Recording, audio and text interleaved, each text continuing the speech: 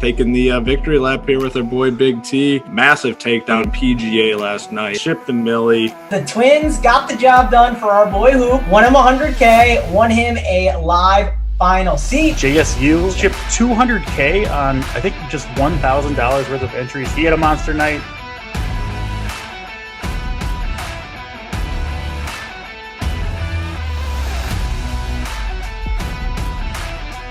Anytime we see members crush like this, we're excited. Last night, one of our most loyal subscribers from the beginning, Jay Love, took down $20K. I want to give a shout out to Redmen, who won over $50,000 on opening day. Blind Bandit took down the $100,000 top prize. We had someone win a live final seat. It was one of those days where it's like going 5x or 10x on your money. It wasn't enough to get enough love in the Discord. Record 62 took down the Millie Maker. I don't even know if this heater's ever going to end. Some of these other sites are just boring you to death. I like how other sites nickel and dime you for every penny they can get. Tons of the members have given tickets and membership on their own. Like, we're not telling them to do that. They're just doing it for good mojo. You love to see it. We love the good mojo. And the mojo is what the mojo is. I give you credit for still having that happen. We appreciate it. Wait till we ship tonight. I might never take it off.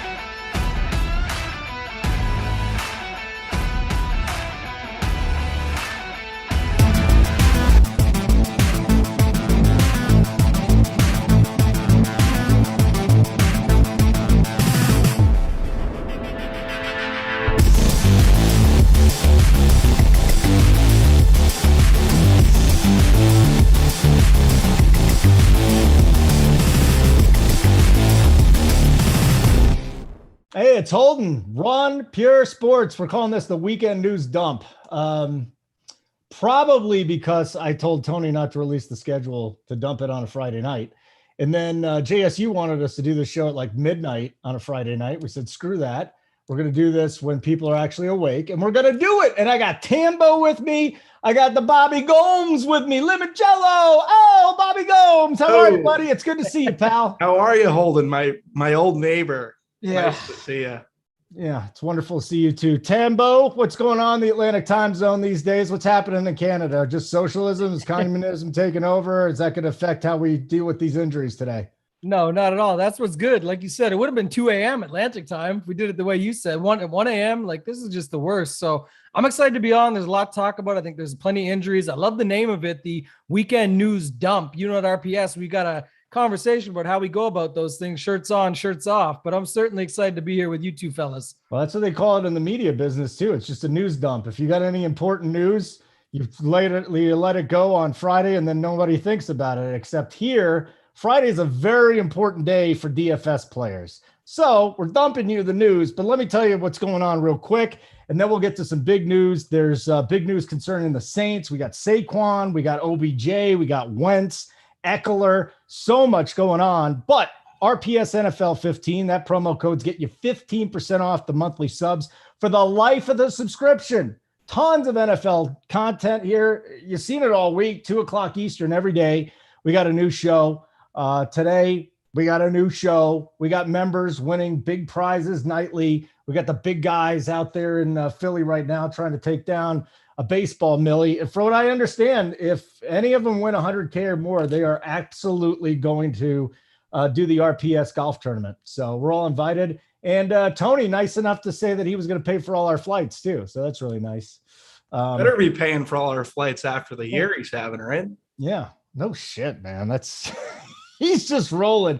But let's get into this because it's a shorter show. We're going to run down the news. We're going to run down all the implications, and then we'll get out of here and you'll know it. So the injury reports were all supposed to be in at 4:00 Eastern every Friday. Okay. That's now, if they trickle in 15, 30 minutes late, it's going to happen. So by the time we start this show, there may be some breaking news, little pieces here and there, but right now we have 99% of the injury news that we're going to need. Some will leak out. Some we'll have to look at again Sunday, but we'll start with this one. Either one of you could take it first. Whoever speaks first. Traquan Smith out.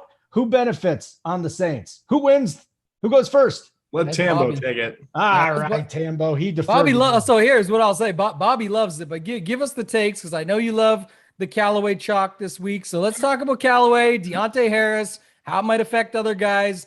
They've got a pretty good running back over there as well, Jameis Winston at the helm. So talk to me about it, Bobby.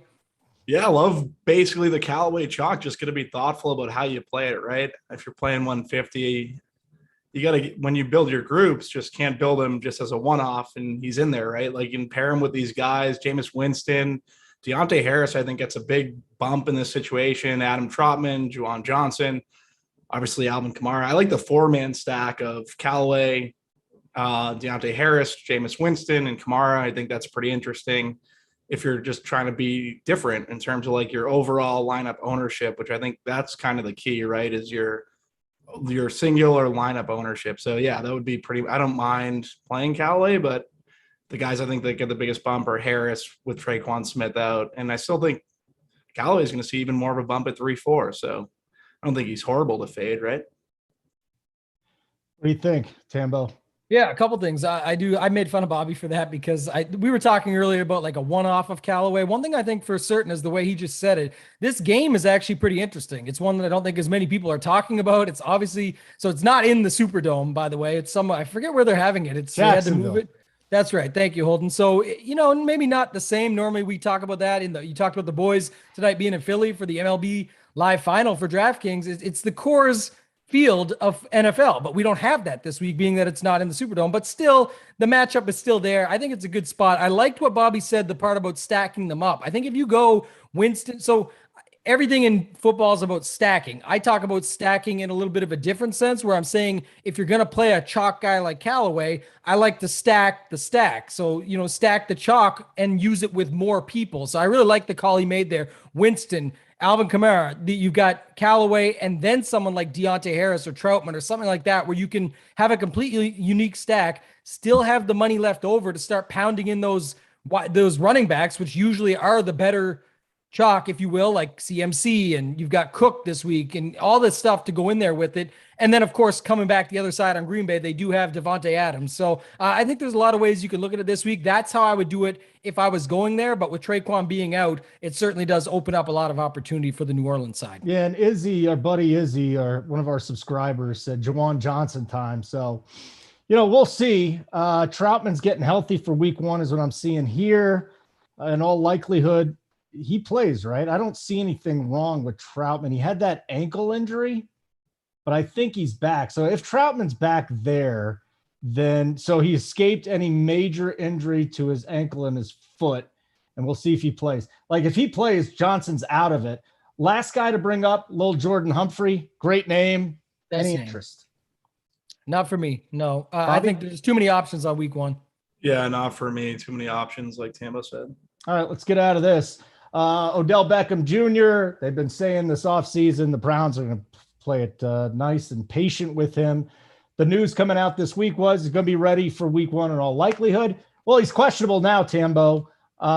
If he plays, what are you doing with him? If he doesn't play, really any big changes, or we just go back to last year and see who was the beneficiary? I like him because it is week 1 and the fact that if he is in now, you mentioned earlier, the injury reports come out and we have to sit here and wait. And sounds like all the little pieces are out. Stefanski said earlier, I'll let you guys know 90 minutes before the game what he's going to do. To me, it just feels a little bit of coach speak. I think Odell's ready. We'll find out. Like you said, we get an hour and a half notice there. We'll be able to know. I believe, Holden, you'll be on with me on the Up to Lock show. Myself, you, AP, and Dunkel will be on the Up to Lock show over at RPS. He already dropped the code there earlier. We'll be ready to go with that. So we will have the news, but I certainly have a lot of interest if he is in. I think it's more about the interest of the other side of this game. Again, another interesting game. There's a lot of talk for good reason about Arizona and Tennessee, a few other games, but I think this one here with Kansas City and Cleveland is solid. And I think one of the things I'll say right away is on a week like week 1, where we already have a bunch of unknowns and variables and we're out there looking for ways to get different.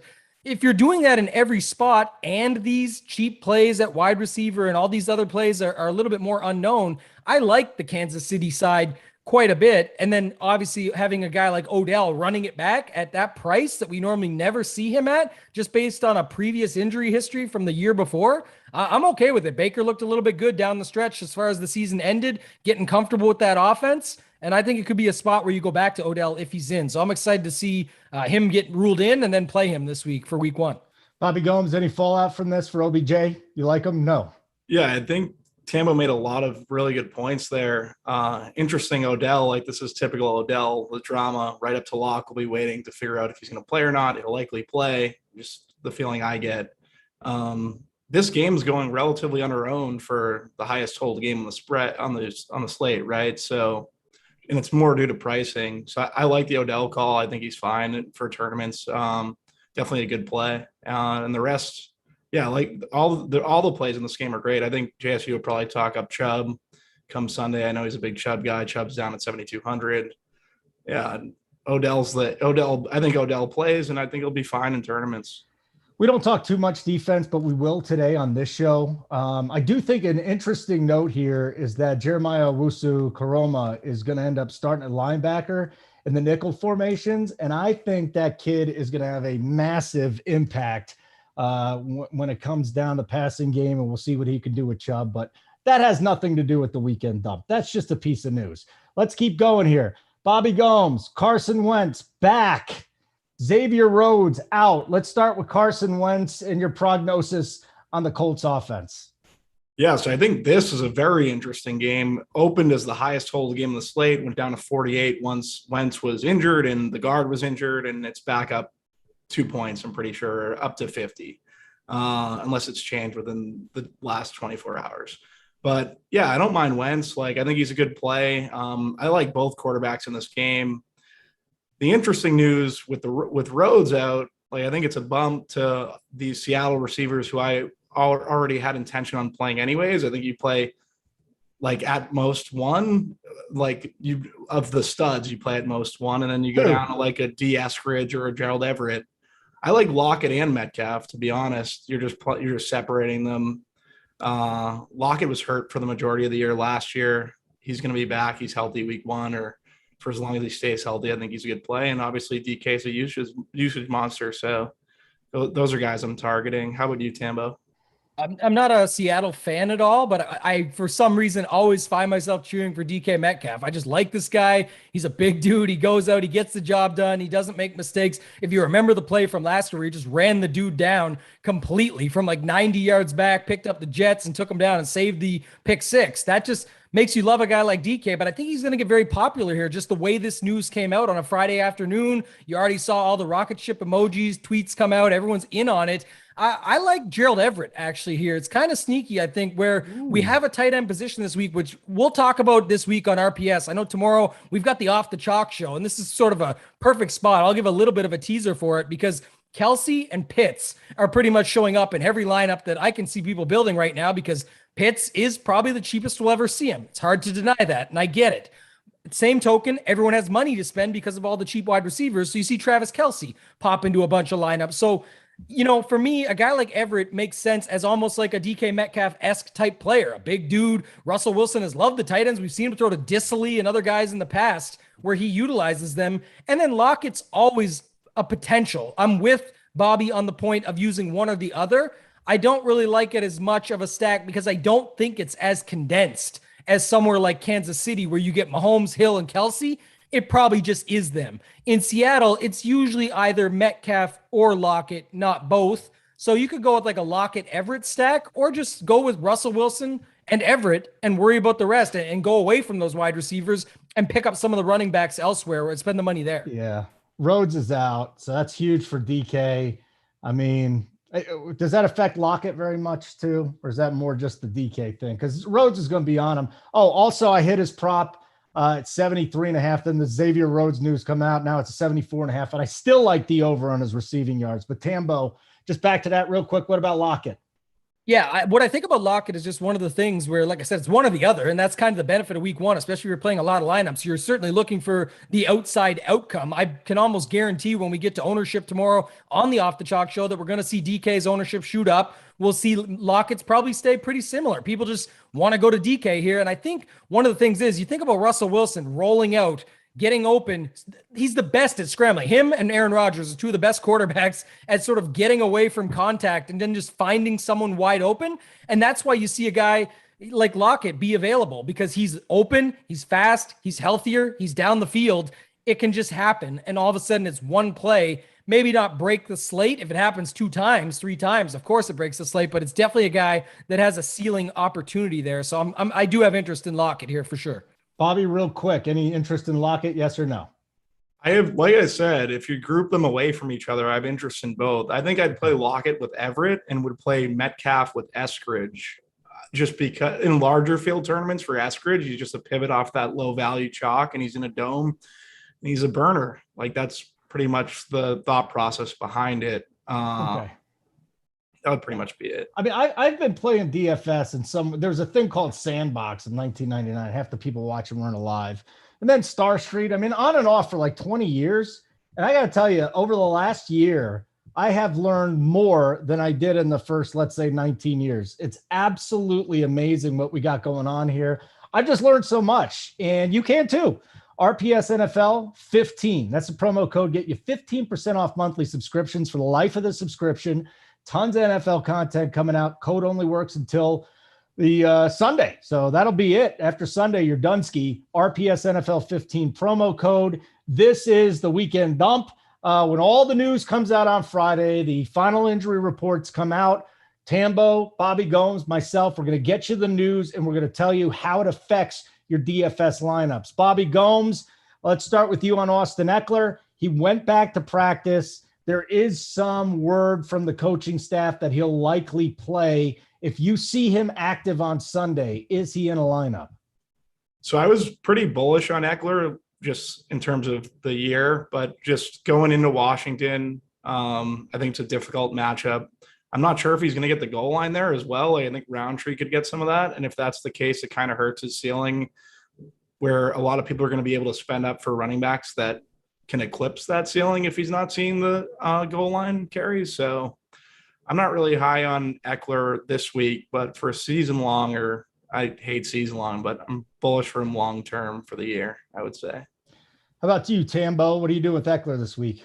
Yeah, I'm certainly bullish like Bobby is on Eckler long-term. Even this week, though, I will have a bit of interest. I thought he was playing all along. We obviously had the news. I think what happens a lot in week one is people look at last year, and yes, I think it was 6 games he missed, or, the hamstring was involved and everything that was going on there. So there is some, a reason to be scared a little bit by it. But I do think that it's a guy that you can go with. When the price is down there, he was at times almost like a CMC light, where he's going to get that. He's got a great quarterback, very obviously, rookie of the year, Justin Herbert. They got a spot here against Washington with a strong pass rush, Chase Young, etc. I think there's a possibility for those checkdowns to continue to happen, and where he can get those opportunities. I do worry, like Bobby said, a little bit about the goal line, but with the price factored in already much lower than was to be expected, the matchup, the spot where he could get those opportunities, and then the fact that the ownership is probably low, even if he gets announced in tomorrow or something, and with the news today that it's likely he's in, I do still have a little bit of interest. Just not one of my core plays or a guy I'll be extremely overweight on. Okay, very good. We'll move on to the next one. And just personally, no Eckler for me. Hamstring injury last year, hamstring injury right now. Although right after that practice, I think it was on the 8th. What is that, 2 days ago? Yeah. Right? He comes out and he says, I can't wait to see you guys. So he's playing. I'm down with that. The Giants now, Tambo. Saquon, questionable. Ingram, out. We'll get to Adoree Jackson in just a second. What are you doing with Saquon in week one if he's out there? Do you trust him to have a full workload, even if he is? And how about the Ingram injury? How does that create fallout in the passing game with New York?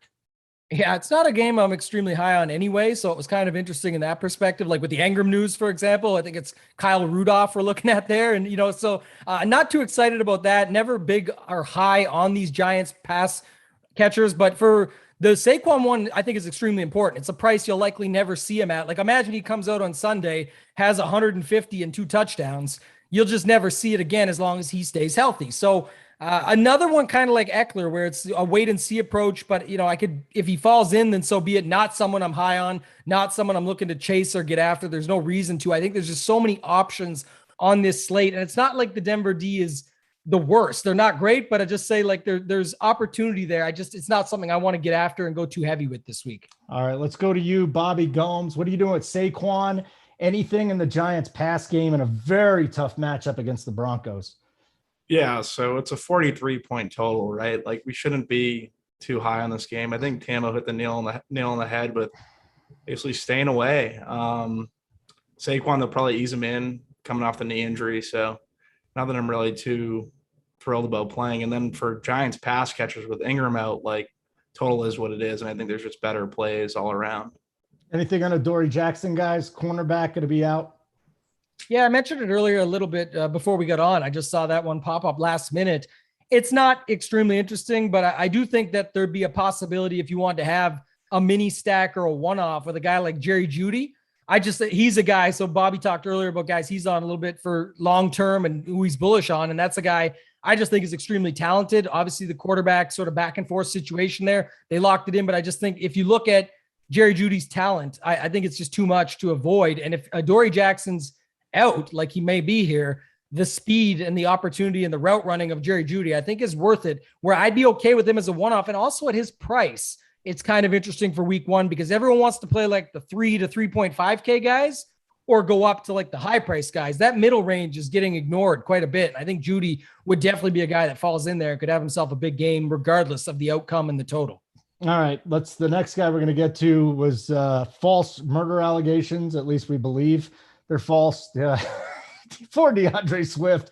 If he didn't kill anybody, I'm sitting here doing a show with Mangone. Is Mangone watching? Because only a ding dong would be like, oh, I see this DeAndre Swift murder thing pop up. We're in the middle of a show, Mangone. Come on, man. Stop freaking people out, dude. Bobby Gomes is sitting there going, whoa, hey, settle down. He's playing. He was injured too. Either one of you got him in a DFS lineup this weekend. Bobby Gomes, let's start with you on DeAndre Swift. Anything there? I'm not really interested in Swift. Like they have Jamal Williams there. That total's just not great. It's negative game script. I heard the Mangone news break. It was pretty interesting when he was like, oh, I think this guy murdered someone on a Reddit forum or something like that. So that was for a show is just pretty you just getting that was kind of random. I'm not on any of these Detroit running backs. Let's also talk about this, Tambo. The Lions left tackle Taylor Decker, he's out against the Niners. Does that do anything for the Niners defense if you're playing a defense, would you consider the Niners because of this? Yeah, I'm going to go off of the place here because I do like a lot of things here that you're bringing up. One is I certainly like DeAndre Swift kind of before this news. I knew it was a possibility, but just reading into it more, and I'll go into it in a second, with DeAndre Swift was the fact that Anthony Lynn came across from the Chargers, almost had like an Eckler role where it could happen. I know that Jamal Williams is there still, but it just reminds me of just something different. He's not the same. Swift, I think, is very talented, but this worries me a little bit because when I read into it a little bit deeper, I'm no Taylor Decker fan. I'm not the king of the left tackles going and finding these guys. Where can I find opportunities? But I do think O-line is certainly something that a lot of people ignore, and it is bigger than you think. When I read the article today, I don't even want to try and butcher the guy's name. They're bringing they had I think it was like a 7th overall pick. They're bringing across he was originally a left tackle at Oregon.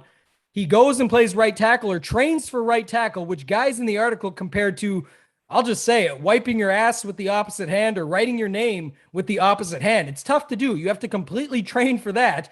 And now because of the Taylor Decker news, and I'm going deep here, but he has to come back across. And I know it's kind of habits and what but when you've been training yourself specifically over the last few weeks for this other role, to me, it is something. And that worries me a little bit. And not like we were a big fan of the quarterback situation there or anything with that anyway. So I'm not as high on Swift as I was maybe to start the week, thinking there was some opportunity there.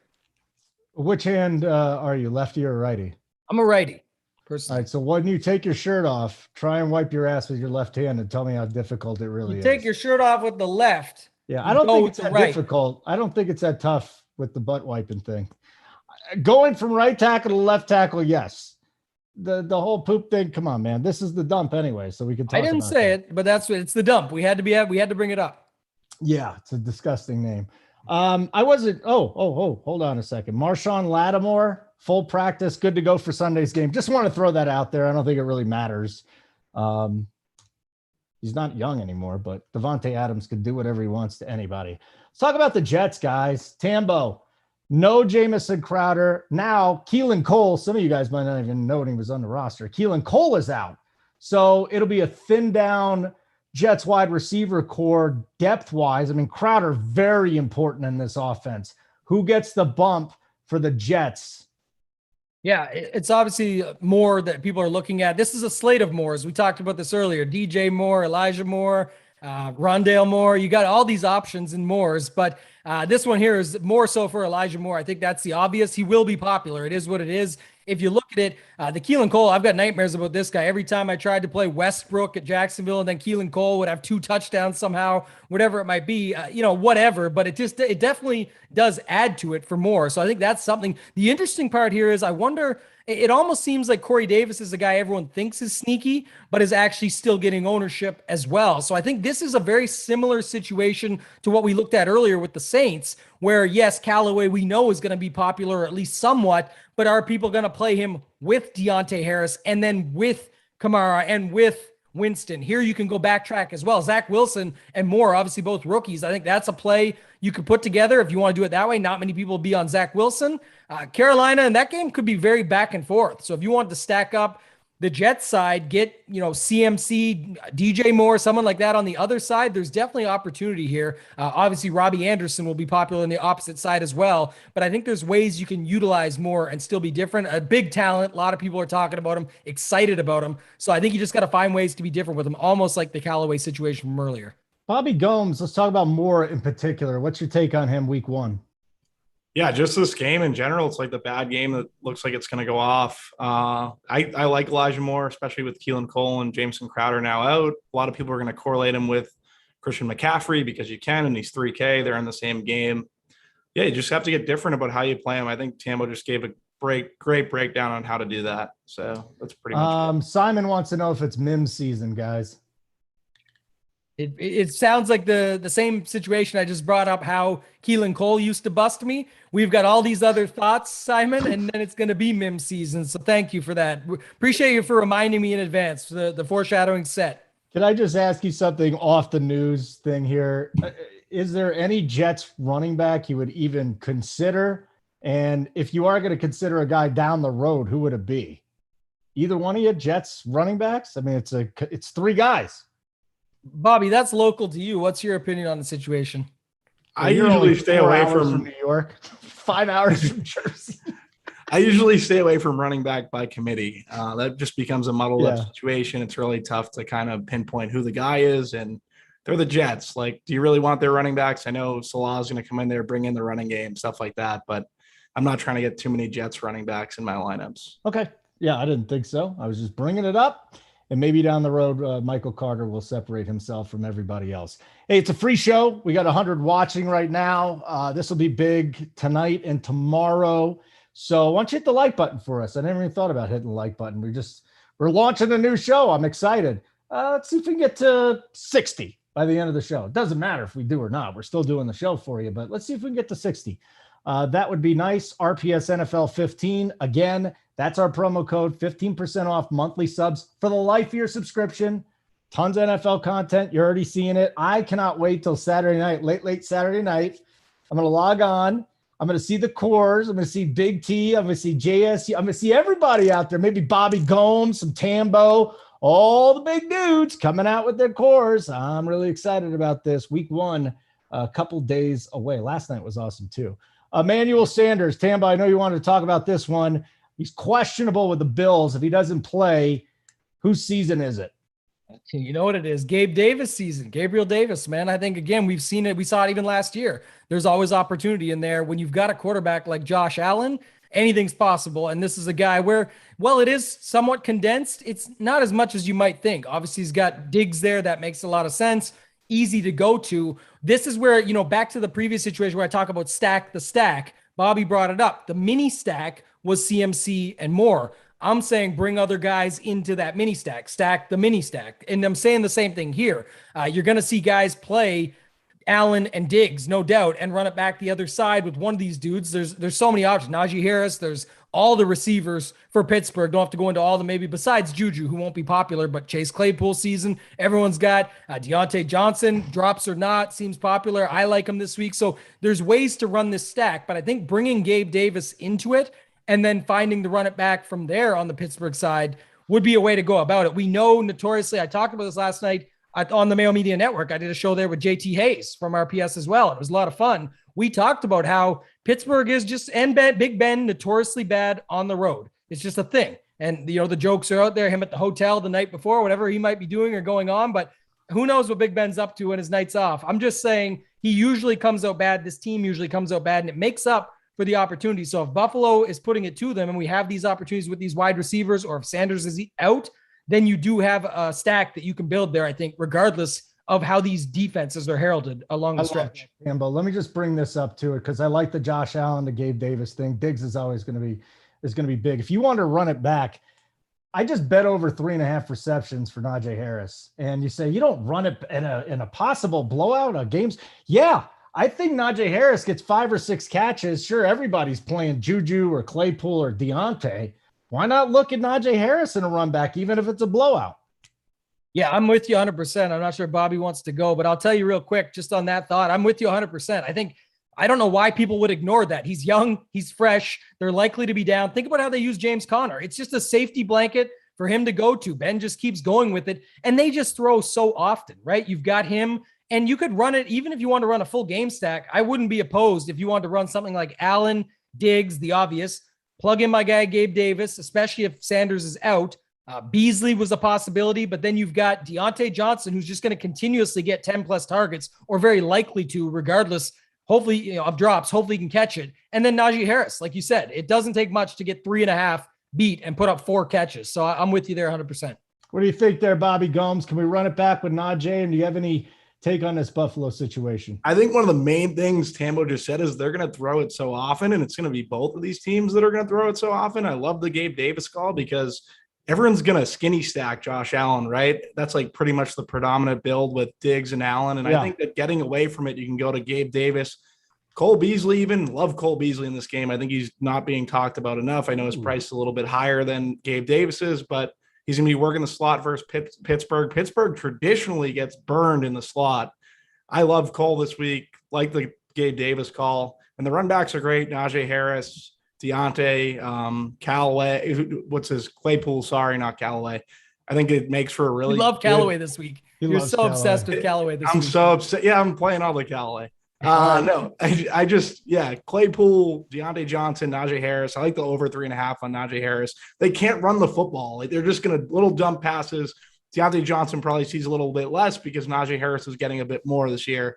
But I don't like stacking the Roethlisberger side, but this game in terms of stacking Allen, there's a lot of ways you can go. And Gabriel Davis and Cole Beasley are in leverageable spots in terms of their salary. So like all the calls here. Allen will be popular. You got to get different stacking them. A couple other things. Cortland Sutton, Noah Fant expected to play against the Giants. Remember, they're already thin at cornerback, so that could be big. Trey Lance, not on the final injury report. Don't expect him to do much, maybe a couple gadget plays, or maybe if he gets in for a little bit, but he's not a DFS option. Last one, Bobby Gomes, Curtis Samuel to IR. My guy is Cam Sims. I know everybody's calling Diami Brown, and no. Cam Sims is my guy to step up here. Any interest in Washington? And what do you think about that wide receiver situation? Yeah, it's interesting. I really love Washington, and there's going to be games where their totals are going to be low and they're going to put up a ton of points because they have Logan Thomas, Scary Terry. Like, Scary Terry's the guy. You should definitely have exposure to Terry McLaurin this week. Logan Thomas as well. I don't know about stacking them, right? Because this game's a tough game stack. You'd probably single-sided stack. If you like Eckler, then you could stack this game. It's just tough going into Washington, going across country. I like McLaurin. McLaurin's a guy I'm going to be targeting. And I think the usage is just going to be there all year. Anyone from the football team there, Tambo?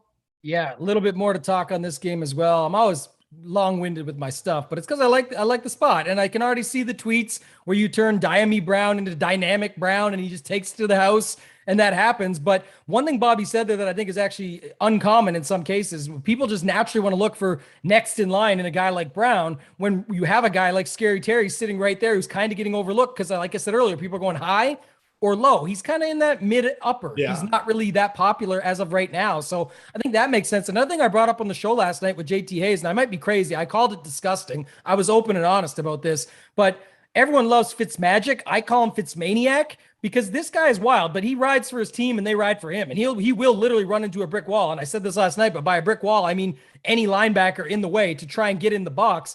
I believe last year, I might be wrong here, don't quote me on this, but I think he was on a Millie Maker team with those Dolphins, the way it stacked up with the guys that he had there and Parker and Gesicki and all this. And you mentioned Logan Thomas, Bobby. He likes the tight end in Gesicki, so why not go to a guy like Logan Thomas who was already coming into his own right? You've got options in Terry, in Brown, and then running it back the other way. I kind of like Mike Williams. We talked about Eckler a little bit earlier, but Mike Williams, Bobby, we did a little bit of a back and forth earlier in the season here. You talked about it, Lombardi coming over. Maybe Mike Williams is the Mike Thomas of this team. Just keep feeding him and peppering the talent. Doesn't mean it's going to happen. I'm just saying, again, there is a possibility. And don't forget Gibson as well, getting targets. You've got, Ron Rivera, the CMC role, the potential there. I think there's an opportunity in that as well for Gibson to get some targets. Sleeping on the fantasy goodness of this game if you're not looking at it. All right, guys, if you're watching this live, premium show is next. I'm going to do some baseball with JT Hayes and Draft Cheat. We're going to run down tonight's slate. If you're watching this on tape, hey, thank you very much for watching. We appreciate it. This is our first show, the Weekend News Dump. So every Friday, tune in to us right after the injury reports are dropped. We're going to talk about all the fallout. So you trust us over here at RPS? Trust the breakdown with Tambo, Bobby Gomes. I'll be on the show as well. And remember, RPS NFL 15, that promo code gets you 15% off monthly subs for the life of the subscription. This really is the last chance for you guys to get in on that. 15% off. As long as you're alive and we're alive, you're getting 15% off every single month. So we're going to help you. You sign up, we're going to end up helping you. I'm telling you, I'm giving you that right now. For Tambo, Bobby Gomes, Simon behind the scenes, I'm Holden. Simon, get us out of here.